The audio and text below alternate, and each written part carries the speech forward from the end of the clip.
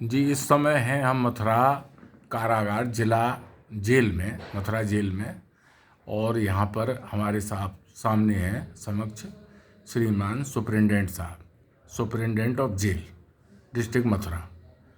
तो मान्यवर से, इनसे महोदय से हम ये जानना चाहेंगे कि वर्तमान जो योगी सरकार है और इस समय में कैदियों के लिए और यहाँ पे जो लोग बाग विचाराधीन हैं खास तौर पे, उनके लिए क्या क्या सहूलियतें वर्तमान शासनकाल में की जा रही हैं और इनके भले और कल्याण के लिए थोड़ा सा इनका जो मानवीय पहलू है कि ये लोग रचनात्मक कार्यों में अपने में लगें और थोड़ा सा इसके प्रति विचारधारा थोड़ी सी जनता की बने और ये भी साफ हो कि भाई कैदी हैं तो इसका मतलब ये नहीं है कि जैसे किसी बंद पंछी की तरह हैं, या मतलब ऐसा है कि इन्हें कोई दिक्कत परेशानी हो रही है।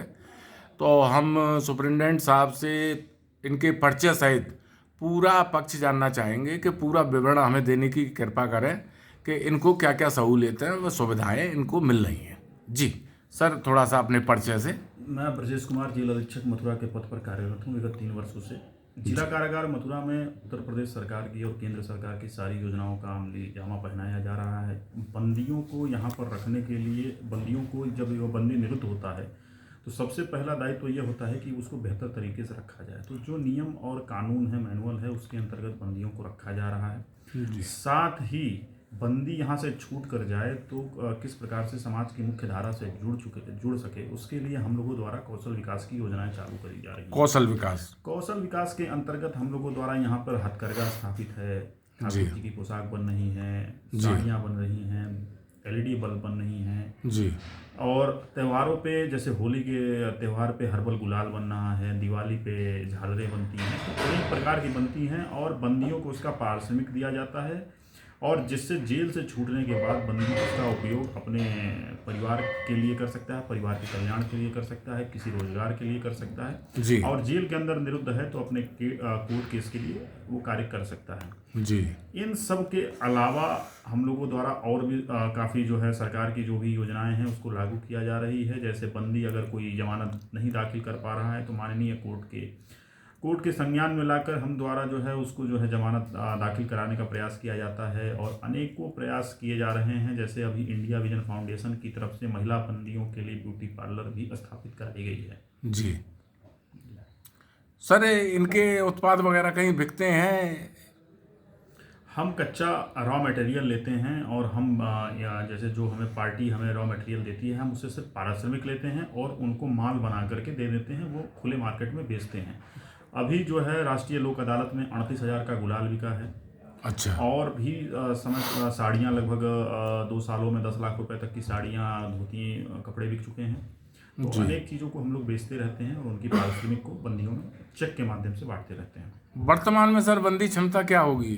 वर्तमान में बंदी क्षमता लगभग 700 की है और उसके सापेक्ष 1400 बंदी निरुद्ध है। 1400 बंदी निरुद्ध हैं। तो सर, जैसा कि कौशल विकास मिशन के अंतर्गत कार्य करने के क्रियाशील के रूप में बताया, इनमें कितने प्रतिशत या कितने लोग बाग, कुछ आंकड़ा अगर आपको याद हो? लगभग 200 लोग बंदी जो है अनेक कार्यों में लगे हैं, जिसमें कृषि से लेकर के कौशल विकास की चीज़ें जुड़ी हुई हैं। जी, ये सर आपके रचनात्मक कार्य हैं, इसके लिए मैं आपको और आपके जेल प्रशासन और वर्तमान सरकार को धन्यवाद देता हूँ। इसके अलावा सर थोड़ा ये जानना चाहता हूँ कि जैसे इनको थोड़ा सा कभी कभी जैसे योगा दिवस वगैरह होता है तो कुछ ऐसी खेल कूद की गतिविधि, एक्टिविटीज़, या जैसे कोई पढ़ना चाहता हो या कोई पढ़ रहा हो कोई, तो फिर इस पर प्रकाश डालने की कृपा करें। जैसा कि हमें लग रहा है कि आप जिला कारागार मथुरा की चीज़ों से बहुत दूर रहे हैं। यहाँ जी पर हर त्यौहार को बड़े हर्षोल्लास के साथ मनाया जाता है। यहाँ पर अभी जन्माष्टमी का त्यौहार मनाया गया, त्यौहार मनाया जाएगा, दिवाली बहुत अच्छी मनाई गई। साथ में जिन बंदियों को पढ़ने की आवश्यकता है उनके लिए एक लाइब्रेरी की व्यवस्था है, टीचर की व्यवस्था है और वर्तमान में हमारे 12 बंदी हाई स्कूल और इंटर की परीक्षा दे करके फिरोजाबाद से आए हैं। वहाँ पर उनका सेंटर बना था फिरोजाबाद जेल के, वहाँ से देकर वो आए हैं।